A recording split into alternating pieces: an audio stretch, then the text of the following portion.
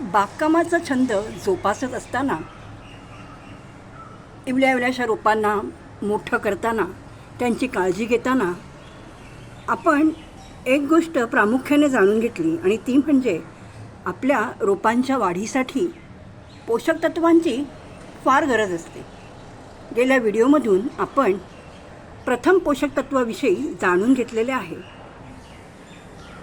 आज आपण द्वितीय पोषक तत्व आणि सूक्ष्म पोषक तत्वांविषयी जाणून घेऊ. कारण प्रथम पोषक तत्वांइतकीच द्वितीय पोषक तत्व आणि त्यानंतर सूक्ष्म पोषक तत्वांची आपल्या रोपांना अगदी तितकीच गरज असते. आणि ही तिन्ही प्रकारची पोषक तत्व जेव्हा आपल्या रोपांना व्यवस्थित मिळू लागतात त्यावेळेला आपल्या रोपाची वाढ चांगली होते, रोप घनदाट होते आणि रोपाला सुदृढ राहण्यास मदत मिळते. या आधीच्या व्हिडिओमधून आपण जाणून घेतले की प्रथम पोषक तत्वाची आवश्यकता जरी आपल्या रोपांच्या वाढीसाठी असली तरी देखील ही पोषक तत्व जर जास्त प्रमाणात दिली गेली किंवा त्यांचे प्रमाण जरी कमी झाले तरी आपल्या रोपांना त्याचा त्रास होऊ शकतो. आज या व्हिडिओच्या माध्यमातून आपण द्वितीय पोषक तत्वांची जर कमतरता भासली तर आपल्या रोपांना काय त्रास होऊ शकतो, द्वितीय पोषक तत्व मिळण्यासाठी आपण आपल्या रोपांना कोणती खतं दिली पाहिजेत हे जाणून घेऊ. तुम्ही बघू शकता वेळच्या वेळी व्यवस्थित खतं पाणी दिल्यामुळे जलबेरा हे रोप असं आहे ना की आपण त्याची व्यवस्थित जर काळजी घेतली नाही तर ते रोप पटकन म्हणजे त्याच्या पानांवरती वगैरे जर पाणी पडलं सतत तर त्या पानांना फंगस लागून ती पानं सडून जाऊ शकतात. त्यामुळे भरपूर काळजी घ्यावी लागते या रोपाची. तुम्ही बघू शकता व्यवस्थित पोषक तत्व वगैरे मिळाल्यामुळे नवीन कळ्या देखील आलेल्या आहेत. द्वितीय पोषक तत्वांमध्ये कॅल्शियम, मॅग्नेशियम आणि सल्फर यांचा समावेश होतो. आपल्याला माहीतच आहे की कॅल्शियममुळे हाडं मजबूत होतात. यासाठी आपणही कॅल्शियमच्या गोळ्यांचा, ज्यातून आपल्याला कॅल्शियम व्यवस्थित मिळेल अशा पदार्थांचा आपल्या आहारामध्ये समावेश करून व्यवस्थित कॅल्शियम घेण्याचा प्रयत्न करत असतो. आणि याच कॅल्शियममुळे आपल्या रोपाच्या खोडामध्ये शिरा बनतात. तसेच सुरुवातीच्या दिवसांमध्ये झाडाची मुळं बनवणं म्हणजे जेव्हा इवलंसं रोप असतं तेव्हा त्या रोपाची मुळं बनवण्याचं काम कॅल्शियममुळे होतं. नंतर पानांचा आकार, आता तुम्ही बघू शकता की ही जी जास्वंदी आहे तिथे पानांचा आकार जसा पाहिजे, जितका पाहिजे तितका आहे. व्यवस्थित जर आपण पोषक द्रव्ये दिली तर पानांचा आकार वगैरे वाढू शकतो. कॅल्शियममुळे आपल्या रोपांची जी पानं असतात त्यांचा आकारही वाढण्यास मदत मिळते. पण जर कॅल्शियमची कमतरता भासली तर आपली जी फुलझाडं असतात ना, यांना ज्या कळ्या येतात त्या कळ्या अशा सुकल्यासारख्या दिसतात. रोपाची जी पानं असतात ती वरच्या बाजूनी दुमडल्यासारखी दिसतात.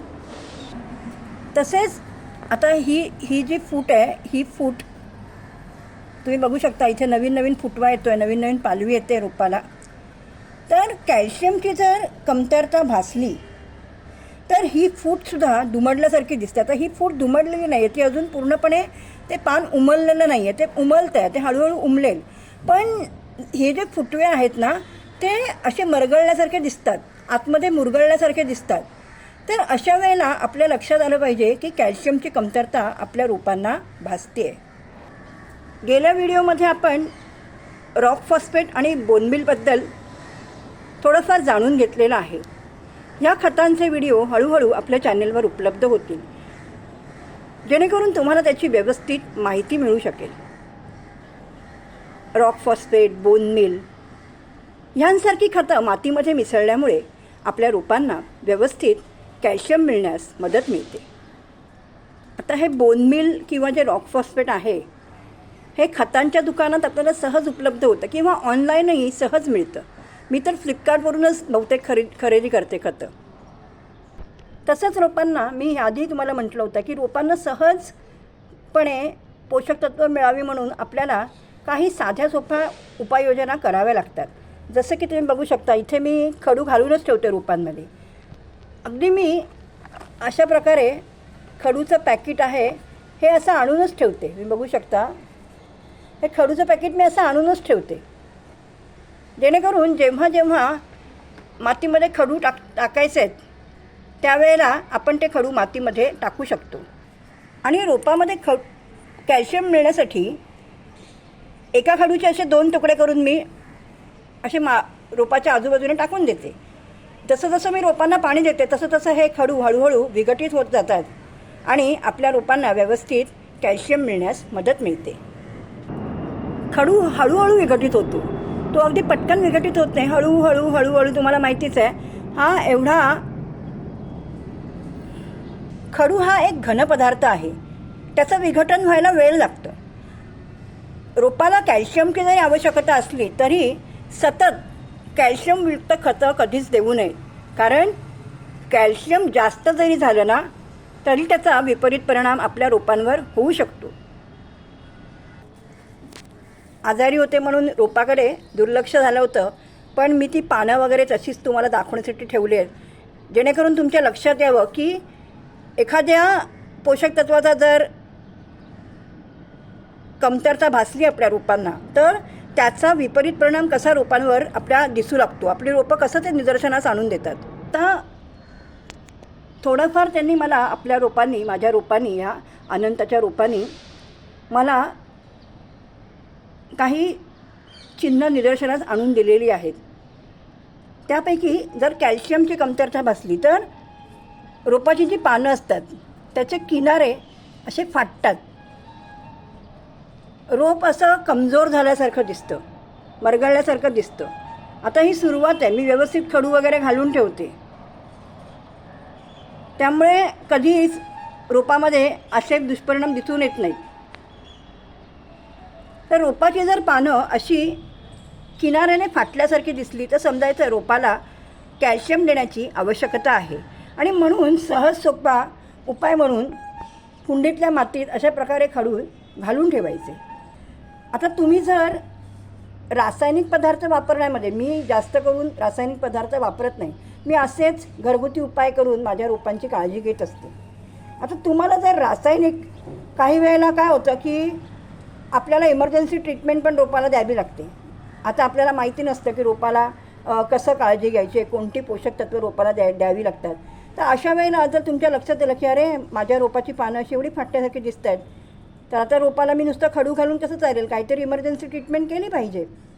तर अशा वेळेला आपण रासायनिक खतांचा वापर करू शकतो, पण रासायनिक खतं जास्त न वापरलेलीच बरी. आता जर आपल्याला इमर्जन्सी ट्रीटमेंट करायची असेल ना तर कॅल्शियमसाठी आपण जिप्सम पावडर, कॅल्शियम मॅग्नेट आणि कॅल्शियम क्लोराईडचा वापर करू शकतो. आता द्वितीय पोषक तत्वामध्ये मॅग्नेशियम आणि सल्फर यांचाही समावेश होतो. आता आपल्या रोपाची ही जी पानं आहेत ना, ही जी हिरवीगार दिसत आहेत ती मॅग्नेशियम आणि सल्फरमुळे. जर मॅग्नेशियम आणि सल्फर, कारण ह्यांचे दोघांचे गुणधर्म समान असतात, त्यामुळे मॅग्नेशियम आणि सल्फरची जर कमतरता आपल्या रोपांना भासली तर आपला रोप, म्हणजे आपण काही वेळा आपलं लक्षात येतं की अरे बाकी पानं तर सगळी हिरवीगार दिसत आहेत पण एखादंच पान असं पिवळं झालेलं दिसतं आहे. तर अशा वेळेला लक्षात आलं पाहिजे की आपल्या रोपाला मॅग्नेशियम सल्फरची आवश्यकता आहे. अशा वेळी आपल्या रोपाला मॅग्नेशियम आणि सल्फर मिळण्यासाठी Epsom salt, magnesium sulphate, Epsom salt म्हणजे ह्याच्यामध्ये मॅग्नेशियम आणि सल्फर दोघांचाही व्यवस्थित समावेश असतो. इप्सम सॉल्ट म्हणजे मीठ नाही, याच्यामध्ये आपण काही जेवण बनवताना याचा वापर करू शकत नाही. हे एक रासायनिक खत आहे, म्हणजे आपण त्याचा वापर आपल्या रोपांच्या पानांचा जो हिरवेपणा आहे तो टिकून ठेवण्यासाठी आपण त्याचा वापर करू शकतो. एक पोहे खायचा चमचा भरून इप्सम सॉल्ट आपण आपल्या रोपांना देऊ शकतो. किंवा याचा फवाराही आपण आपल्या रोपांवर करू शकतो. मॅग्नेशियम आणि सल्फर ही दोन्ही पोषक तत्व जी आहेत इप्सम सॉल्टमुळे आपल्या रोपाला व्यवस्थित मिळतात. यामुळे रोपामध्ये हरितद्रव्य बनवण्याचे कार्य व्यवस्थित होते आणि हरितद्रव्य व्यवस्थित बनवले गेल्यामुळे रोपामध्ये प्रकाशसंश्लेषणाची क्रियाही व्यवस्थित होते. तसेच पानांचा आकार व्यवस्थित आणि योग्य राहण्यास रोपाला मदत मिळते. आपल्या रोपाला अमिनो ॲसिडची गरज असते. म्हणजे अन्न बनवताना आपल्या रोपाला अमिनो ॲसिड व विटॅमिन बनवण्याचे काम करण्यासाठी आपल्या रोपाला मॅग्नेशियम आणि सल्फरची गरज भासते. त्यामुळे मातीमध्ये अमिनो ॲसिड व विटॅमिन्स बनवून आपण आपल्या रोपांना जी खतं देतो ती संपूर्ण झाडाला व्यवस्थितपणे पोहोचवण्याचे काम मॅग्नेशियम आणि सल्फरमुळे होते. आता तुम्ही बघू शकता ही जास्वंदीची पानं किती गडद हिरव्या रंगाची आहेत ना. पण जर मॅग्नेशियमची कमतरता भासली तर पानांचा रंग फिकट होतो. आता पानं अगदी गडद हिरवी असल्यामुळे शिरा दिसत आहेत पण अगदी उठून दिसत नाही आहेत, कारण पानांचा रंग फिकट झालेला नाही आहे. तर पानांचा रंग जर कॅल्शियमच्या कमतरतेमुळे फिकट झाला तर ह्या ज्या शिरा आहेत ना त्या अगदी उठून दिसतात. तसंच कॅल्शियमच्या कमतरतेमुळे पानांचा आकारही लहान होतो आणि ह्या ज्या आपल्या कळ्या आहेत ना, म्हणजे फुलझाडांना येणाऱ्या ज्या कळ्या आहेत ह्यांच्यावर असे काळे डाग पडल्यासारखे दिसतात. काही वेळेला पानांवरही काळे डाग पडल्यासारखे दिसतात. पानांचा आकार लहान होतो. तसंच जर आपल्या रोपाला सल्फरची कमतरता भासली ना तर आपल्या रोपाची पानं पिवळी पडतात. कधीकधी त्यांच्यामध्ये लालसर छटा पण दिसून येते. आता हे फुलझाड आहे, त्याला कळ्या आल्याशिवाय त्या फुलणार कशा ना, त्याचं फुलात कसं रूपांतर होणार. आणि जर फळझाड असेल तर आधी कळ्याच येतात त्याला, त्यानंतर त्या कळ्यांचं रूपांतर फुलात होतं आणि फुलांचं रूपांतर फळात होतं. पण जर सल्फरची कमतरता भासली तर कळीचं रूपांतर फुलात आणि फुलाचं रूपांतर फळात व्हायला उशीर होतो. त्याची क्रिया जलद गतीने होत नाही. आणि म्हणूनच आपल्या रोपाला व्यवस्थित मॅग्नेशियम आणि सल्फर मिळावा म्हणून आपण इप्सम सॉल्टचा वापर करू शकतो. मेडिकल्समध्ये अशी छोटी छोटी 10-10 रुपयाची पाकिटं सहज मिळतात. खतांच्या दुकानामधून जर आपण इप्सम सॉल्ट खरेदी करायला गेलो तर ते जरा मोठ्या प्रमाणामध्ये मिळतं. मी ही अशी 10-10 रुपयाची पाकिटं आणूनच वापरते. गुलाबाचं रोप मी नवीनच लावलं होतं. माझ्याकडे काय आधीपासूनच रोप नव्हतं आणि गुलाब सांभाळणं फार मोठं कष्टाचं काम आहे.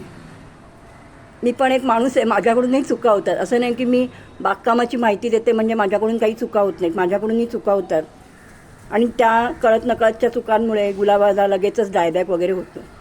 त्यामुळे गुलाबाचं रोप सांभाळणं हे फार मोठं जिकरीचं काम आहे. आता मला फार आनंद होतो आहे की आता थोडं थोडं मी गुलाब सांभाळू शकते. आता गुलाबाला नवीन फुटवे वगैरे आलेले आहेत. आता द्वितीय पोषक तत्वांबद्दल माहिती करून घेतल्यावर आपण सूक्ष्म पोषक तत्वांविषयी जाणून घेऊ.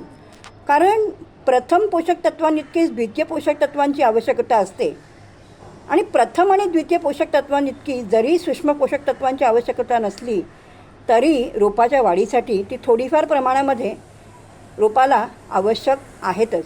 त्यामुळे सूक्ष्म पोषक तत्व आपण कोणकोणत्या खतांच्या माध्यमातून देऊ शकतो हे जाणून घेऊ.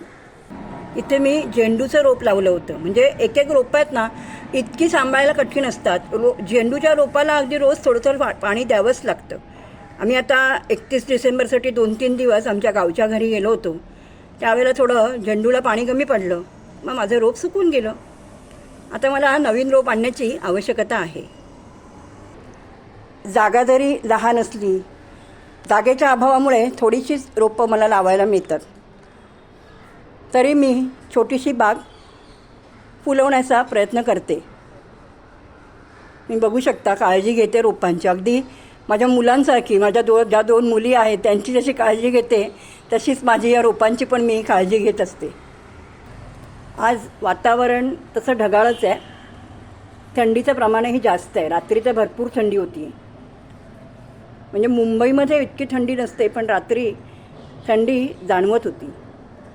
तर सूक्ष्म पोषक तत्व जी आहेत यामध्ये सर्वप्रथम येतं ते जस्त. तर मातीमध्ये नायट्रोजन आणि फॉस्फरस आपण जेव्हा देतो, म्हणजे आपल्या रोपांना नायट्रोजन आणि फॉस्फरस मिळावं म्हणून आपण जी खतं देतो, तर नायट्रोजन आणि फॉस्फरस यांना ॲक्टिव्ह करण्याचे काम जस्त करते. तसेच फांद्या आणि पानांमध्ये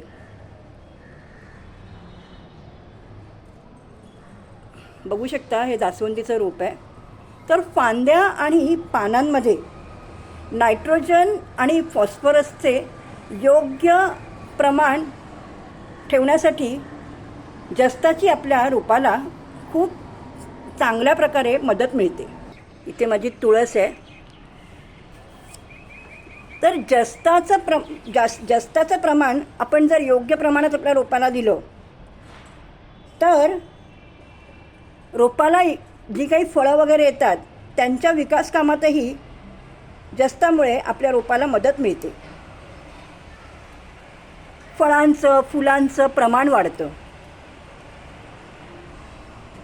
आता सूक्ष्म पोषक तत्वामध्ये दुसरे आहे बोरॉन. बोरॉनमुळे फुलं व फळांच्या प्रमाणामध्ये वाढ होते. जसं जस्तामुळे फुलं आणि फळांच्या प्रमाणामध्ये वाढ होते, तसंच बोरॉनही फुलं आणि फळांचं प्रमाण वाढवण्याचं काम करतं. तिसरे पोषक तत्व आहे तांब. आता रोपामध्ये जी प्रकाश संश्लेषणाची क्रिया चालते ना, तर ह्या प्रकाश संश्लेषणाच्या क्रियेमध्ये आपल्या रोपाला तांबे या पोषक तत्वाची भरपूर मदत मिळते. सूक्ष्म पोषक तत्वामध्ये येणारं पुढील पोषक तत्व आहे लोह. लोह मातीमध्ये विटॅमिन व एन्झाईम बनवण्याच्या सोबत झाडाची पाचन क्षमता वाढवण्याचे काम करते.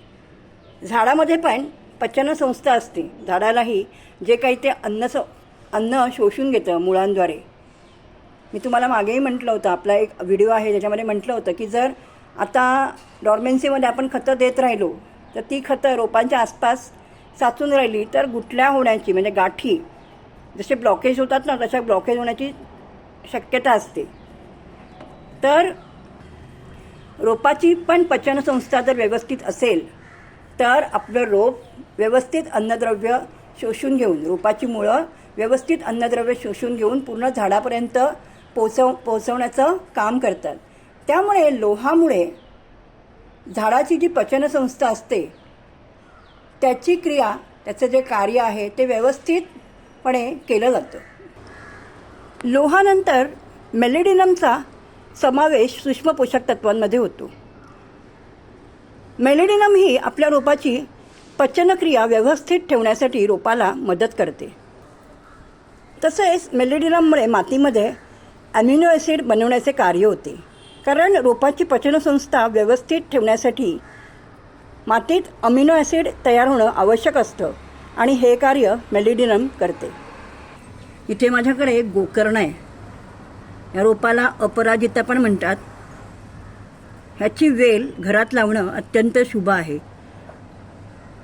प्रत्येकाने आपल्या घरात आवर्जून लावावी अशी ही शुभ वेल आहे. मी वेगवेगळ्या रंगाची सुद्धा लावलेली आहे. तुम्ही बघू शकता, इवली इवली रोपं आहेत. तर ह्याच्यामध्ये सफेद रंगाचं आहे, निळ्या रंगाचं आहे, गुलाबी रंगाचं आहे. तर ही रोपं मोठी झाल्यानंतर जेव्हा त्याला फुलं येतील तेव्हा लक्षात येईल तुमच्याही की वेगवेगळ्या रंगाची कशी फुलं आहेत गोकर्णाची. गाईच्या कानासारखा आकार असतो म्हणून या फुलाला गोकर्ण, या रोपाला गोकर्ण असं म्हटलं जातं. आता पोषक तत्वामध्ये येणार आहे मॅग्नेज. हे जे पोषक तत्व आहे हे आपल्या रोपांच्या वाढीसाठी आवश्यक असणारं नायट्रोजन, म्हणजे आपण नायट्रोजनयुक्त जी खतं देतो तर ते नायट्रोजन पचवण्याचं काम हे महत्त्वाचं काम, म्हणजे नायट्रोजनमुळे रोपाची चांगली वाढ होते. सुरुवातीच्या काळात नायट्रोजनयुक्त खतं दिली पाहिजेत. तर मॅग्नेज हेच महत्त्वाचं काम करते. आता मी तुम्हाला जसं म्हटलं की काही वेळेला पोषक तत्वांमध्ये एकाच ठिकाणी जमून गाठी तयार होतात. तर ह्या गाठी विरघळवण्याचं महत्त्वाचं कामही मॅग्नेज करतं. म्हणजे आपल्याला जसे ब्लॉकेज होतात ना आपल्या हृदयामध्ये, तसे पोषक तत्व जर एकाच ठिकाणी जमली गेली तर त्याच्या गुठळ्या तयार होतात. तर ह्या ज्या गाठी आहेत ते विरघळवण्याचं महत्त्वाचं काम मॅग्नेज करतं. मॅग्नेजनंतर असणारे पोषक तत्व आहे क्लोरीन. यामुळे पानांच्या देठांमध्ये, पानांची जी देठं असतात त्या देठांमध्ये छोट्या कोशिकांची निर्मिती होते. खोडात, पानात पाण्याचा बॅलन्स क्लोरीनमुळे राखला जातो.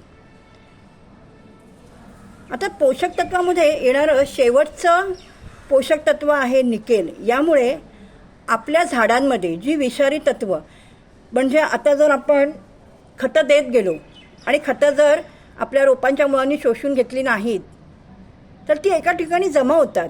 मग अशा वेळेला काही पोषक तत्वांच्या गाठी वगैरे तयार होतात आणि मातीमध्ये विषारी द्रव्य तयार होतात. आता अशी जर विषारी द्रव्य आपल्या मातीमध्ये तयार झाली तर रोपाची वाढ कशी होणार? तर ही जी विषारी तत्व आहेत त्यांना पचवण्याचं महत्त्वाचं काम जे आहे ते निकेल करतं.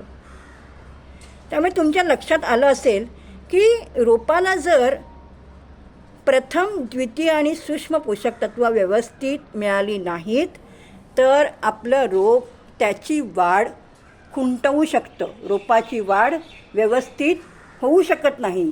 इतकी ही पोषक तत्व आपल्या रोपांच्या वाढीसाठी आवश्यक आहेत.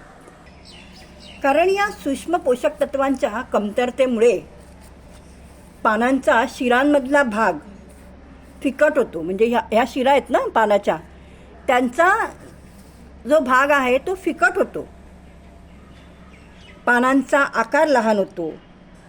तसेच जर आता हे जे नवीन नवीन फुटवे आलेले आहेत ना, तर हे फुटव्यांची लांबीही लहान होते. अक्षरशः अगदी लहान लहान फुटवे येतात. जर सूक्ष्म पोषक तत्व ही व्यवस्थित मिळाली नाहीत तर त्याचा असा विपरीत परिणाम आपल्या रोपांवर दिसून येतो. पानांची टोकं असतात ती सुकतात. तुम्ही बघू शकता. तर पानांची टोकं जी असतात ती सुकतात किंवा पिवळी किंवा तपकिरी रंगाची दिसून येतात. पानं वरच्या बाजूने दुमडल्यासारखी दिसतात. काही वेळेला ती सुकल्यासारखी, गळल्यासारखी पण दिसतात. एकूणच काय तर अशा जर जास्त लक्ष आपण जर दुर्लक्ष केलं रोपांवर तर आपलं रोप त्याची वाढ थांबवतं. तर जसं गुलाबाला डायबॅक होतो ना, तसाच जास्वंदीला पण डायबॅक होतो. आणि जर अशा प्रकारे पोषक तत्वांची कमतरता जर आपल्या रोपांना भासली तर डायबॅकसारखा आजारही रोपांना होऊ शकतो. त्यामुळे आता तुम्ही म्हणाल की माधाच्या बाटल्या आहेत का? हो, माधाच्या बाटल्या तर आहेत, पण ह्यात आपल्या रोपांना आवश्यक असणारी पोषक तत्व व्यवस्थित मिळावी म्हणून तयार केलेले लिक्विड खत, एन्झाईम्स आहेत.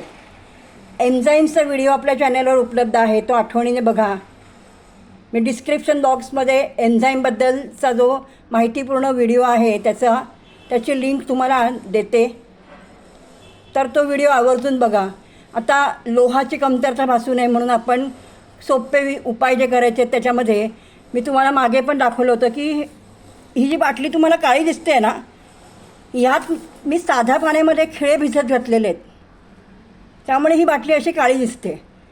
तर हे जे गंजलेले खिळे असतात ना, हे साध्या पाण्यात भिजत घालायचे आणि ते पाणी, ते जे द्रावण तयार होतं ते गाळून घ्यायचं आणि त्यात जितकं द्रावण आहे त्याच्यात दुप्पट साधं पाणी मिसळून आपण आपल्या रोपांना दिलं तर लोहाची कमतरता भरून निघते. तर इथे माझ्याकडे एन्झाईम्स आहेत. म्हणजे आपण फळं, भाज्या वगैरे आपल्याकडे येतात. काही वेळेला फळं खाऊन झाल्यावर साली फेकून देतो, भाज्याची देठं वगैरे फेकून देतो. आता हे एन्झाईम बनवायला आहे ना 3 महिन्यांचा कालावधी लागतो. त्यामुळे हा व्हिडिओ मी फार पूर्वीच आपल्या चॅनलवर उपलब्ध केला होता. तर भाज्यांची सालं वगैरे जी असतात ती सालं, साधं पाणी आणि काळा गूळ, पिवळा गूळ नाही, पिवळ्या गूळमध्ये सोडा असतो, तो आपल्या रोपांना हानिकारक आहे. तर काळा गूळ वापरायचा असतो. तर भाज्यांची किंवा फळांच्या साली, भाज्यांच्या देठं, कॉफी, चहा पावडर. आता हे माझ्याकडे झेंडूच्या फुलांचा एन्झाईम आहे, माझ्याकडे ओल्या हळदीचं पण जे एन्झाईम आहे, हे ॲलोवेराचं आहे. तर मी गेल्या वर्षी हे एन्झाईम्स बनवले होते आणि थोडे थोडे करून माझ्या रोपांना वापरत असते. महिन्यातून एकदा मी हे माझ्या रोपांना देते. तसंच खडू पण आहेत, एप्सम सॉल्ट आणून ठेवते. तुम्हाला खतं पण दाखवली. तिथून पुढे येणाऱ्या व्हिडिओमधून आपल्याला वेगवेगळ्या खतांची माहिती करून घ्यायची आहे. काही लिक्विड खतांची माहितीपूर्ण व्हिडिओ आपल्या चॅनलवर उपलब्ध आहेत. धुवून सुकवलेली चहा पावडर, चहा पिऊन झाल्यावर आपण ती जी चहा पावडर असते ती आपण फेकून देतो, पण त्या चहा पावडरचा सुद्धा किती चांगला उपयोग आहे. तर काही वेळेला आपण कॉफी आणतो ना, तर कॉफी काही वेळेला कॉफीमध्ये बाटलीमध्येच घट्ट होऊन जाते. तर आपण ती कॉफी अक्षरशः काही वेळेला तर असं होतं की अर्धी बॉटल वापरतो आणि अर्धी बॉटल फेकावी लागते, इतकी ती कॉफी घट्ट झालेली असते. मग ती खराब झाली म्हणून आपण वापरत नाही. तर त्या कॉफीचाही आपण बागकामामध्ये उपयोग करू शकतो. तसेच मल्टीविटॅमिन्सच्या गोळ्या. आता सर्रास आपल्या धकाधकीच्या जीवनामध्ये आपल्याला काही वेळेला मल्टीविटॅमिन्स मिळावीत म्हणून गोळ्या घ्याव्या लागतात, कॅल्शियम मिळावे म्हणून गोळ्या घ्याव्या लागतात. तर काही वेळेला या गोळ्या एक्सपायर होतात. एवढ्या किमती गोळ्या एक्सपायर झाल्यानंतर फेकून द्यायच्या, त्यापेक्षा कुंडीतल्या मातीत पुरायच्या. असे सहज सोपे उपाय करून आपल्याला आपली बाग जोपासायची असते. आणि मी असे सहज साधे सोपे उपाय करते आणि त्यामुळेच तुम्हाला माझी ही बाग अशी छान हिरवीगार दिसते. अपेक्षा करते आज दिलेली माहिती आपणा सर्वांना नक्कीच आवडली असेल. एक छोटीशी कमेंट करा. व्हिडिओ बघता पण लाईक आणि कमेंट काही मोजकेच करतात. एक कमेंट करायला विसरू नका, त्यामुळे मला भरपूर प्रोत्साहन मिळतं. अगदी काही असू द्यात, माझी चूक जरी दाखवून दिली तरी मला चालेल. तुमच्या मार्गदर्शनामुळे मला स्वतःमध्ये सुधारणा करण्यास मदतच मिळेल. लाईक करायला विसरू नका आणि ज्यांनी अजून चॅनलला सबस्क्राईब केलं नसेल त्यांनी सबस्क्राईब करून शेजारी दिलेलं बेल आयकॉन जे आहे ते आठवणीने क्लिक करा, जेणेकरून आपल्या चॅनलवर जेव्हा असे माहितीपूर्ण व्हिडिओ उपलब्ध होतील त्यावेळेला त्याचं नोटिफिकेशन तुम्हाला सहज मिळू शकेल. थँक्यू.